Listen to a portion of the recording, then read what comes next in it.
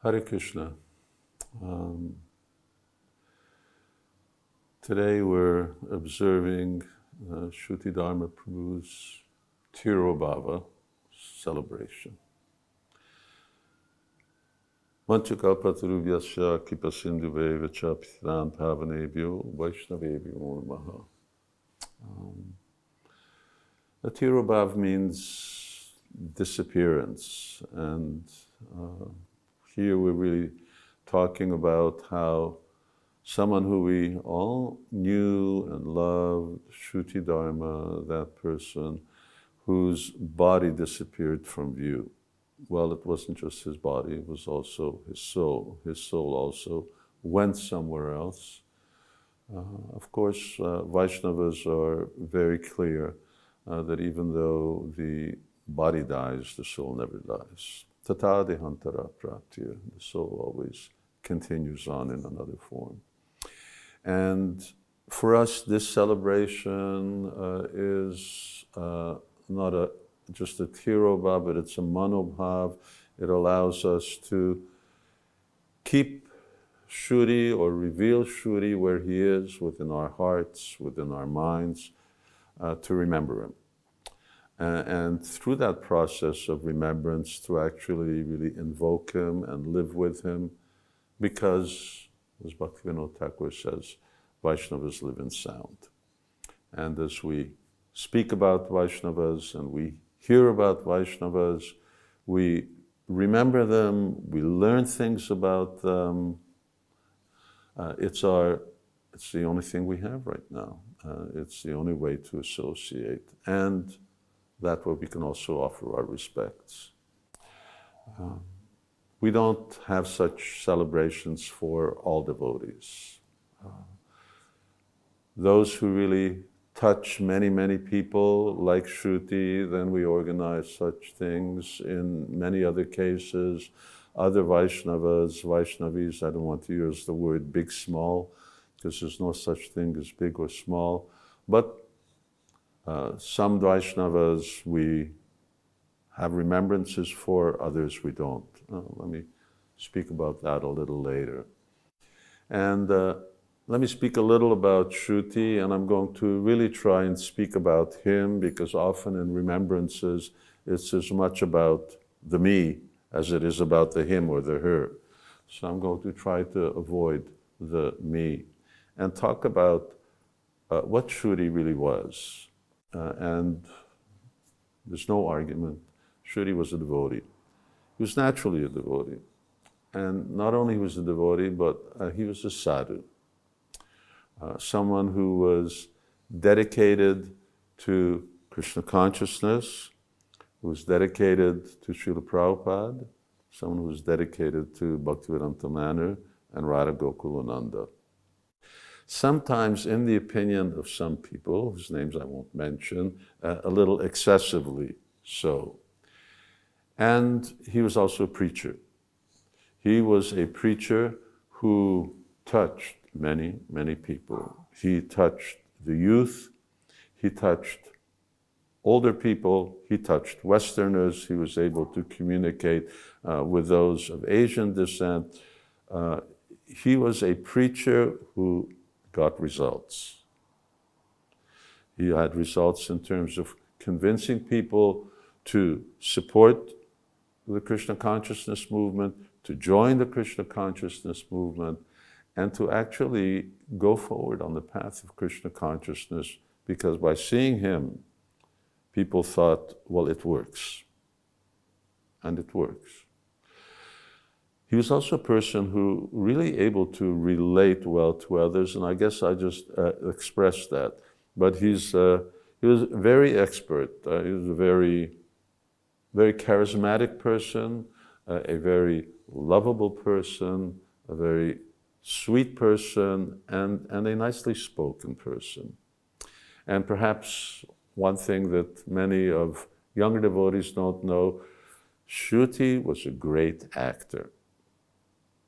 So he played Srila Prabhupada. There's the best Prabhupada I ever seen, next to the real one, in the drama about Srila Prabhupada's life.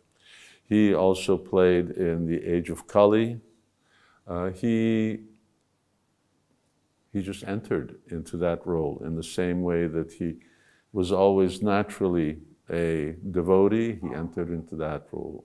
And he was also not just an actor and a Vaishnava and a preacher, he was also a son. He took Krishna consciousness back to the family. And so Dad, well, he was certainly a Vaishnava, but he didn't come to the stage of initiation.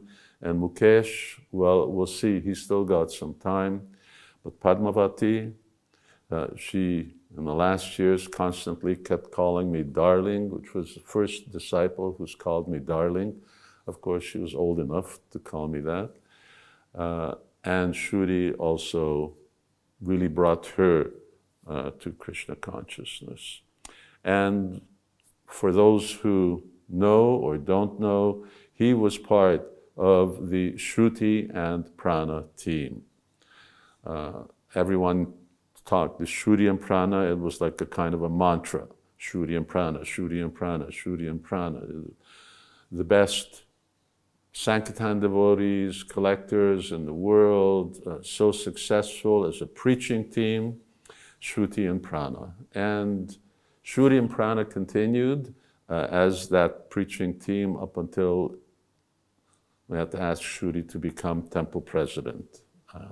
Here I'll mention the I told him to do it 5 years. Well, when the 5 years went by, I told him, well, let's try it for a little longer. And by Radha Gokulanda's arrangement, it was just a little longer. But that team, that Shruti and Prana team, that was a far-out, fantastic preaching team.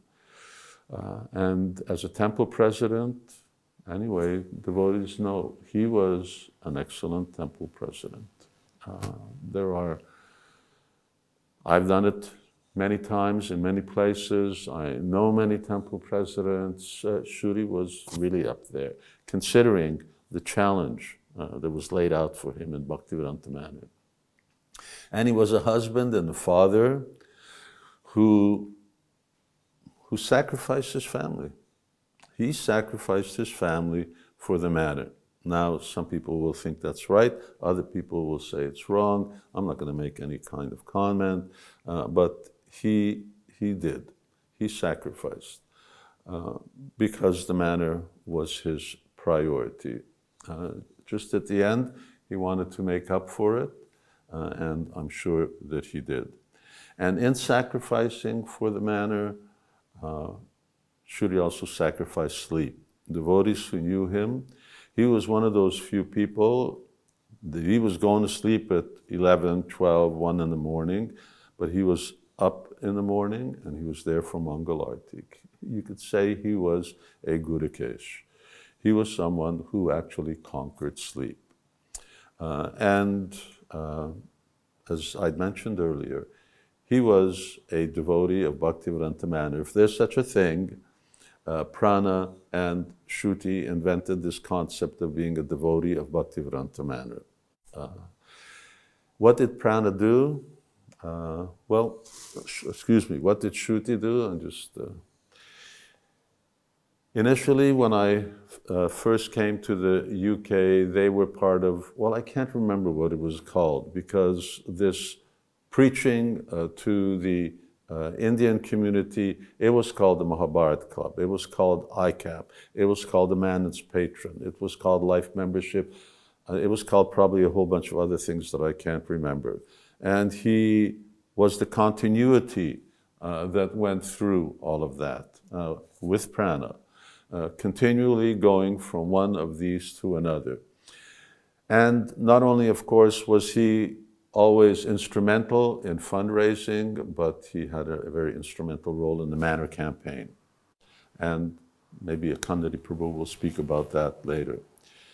As I mentioned, although he was a long-time brahmachari, but he got married. And the only reason I mention that is because I've never heard a marriage ceremony in which the father-in-law, in this case Mr. Glor, in the midst of his glorification, he spoke what he spoke. And I won't say what he spoke. If you want to know, you can find out. but it was very, very interesting, and Shuri took it on the chin. And as temple president, he was a person who brought stability to the manor. The manor had really seen a lot of ups and downs, whether those were caused outside from the local council or whether it was other challenges that come to the movement. Preaching always comes with those things, but he brought that stability. And he connected with people outside. He connected with council members, with members of parliament, with the queen, with billionaires. Shuri connected. He knew how to connect. And he helped realize the construction of the Haveli. It was something that began with Srila Prabhupada's desire. Prabhupada wanted it 30 stories high. Okay, it's only 1 story high, but still, it's what Srila Prabhupada wanted. And no doubt many devotees have contributed extraordinary efforts to realizing the Haveli, primarily Akandari Prabhu, and then so many others who had their input. But Shruti was part of that team. And he was a team player. He was someone who was part of a team and who could play along with others. He could fit in.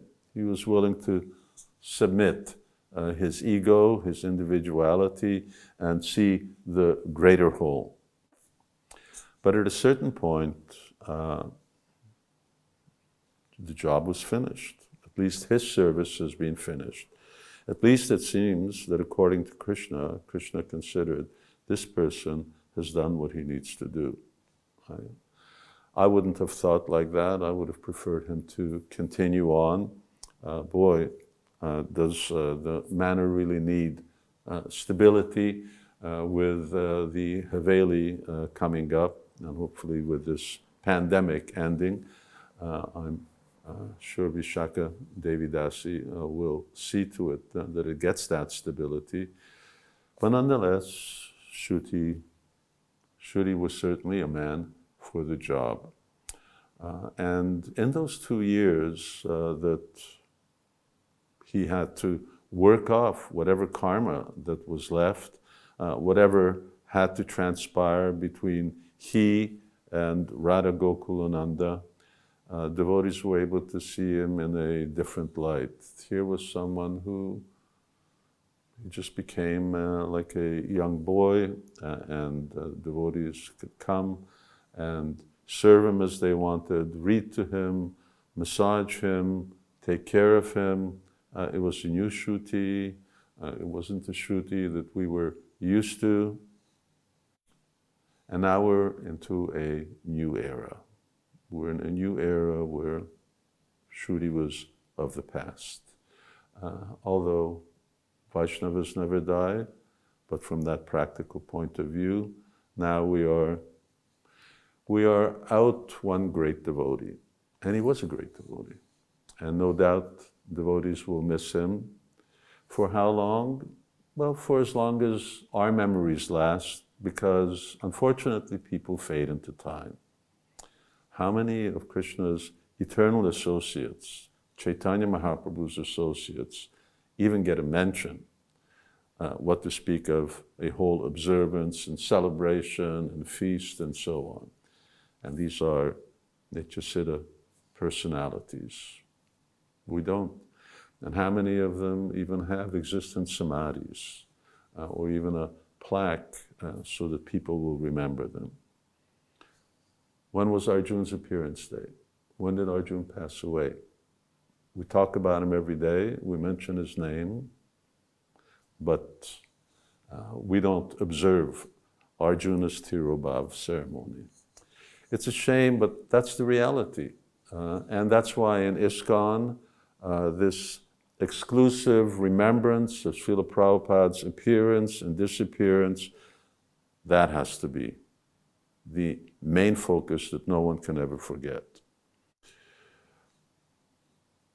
Even disciples who naturally want to worship their gurus and so on. My position, and many of my godbrothers, has always been, don't make a big thing of it. It may be a nice sentiment, keep it small. Don't get into having regular offerings and so on. It will only be one more thing that will get neglected and ignored at some time in the future, because it'll be just another thing that time will destroy.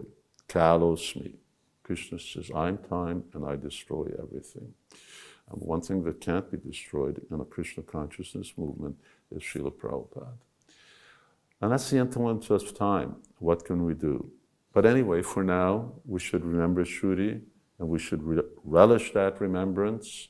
We should decorate ourselves by the remembrance of a great personality who moved amongst us, who lived with us, who we called Shruti.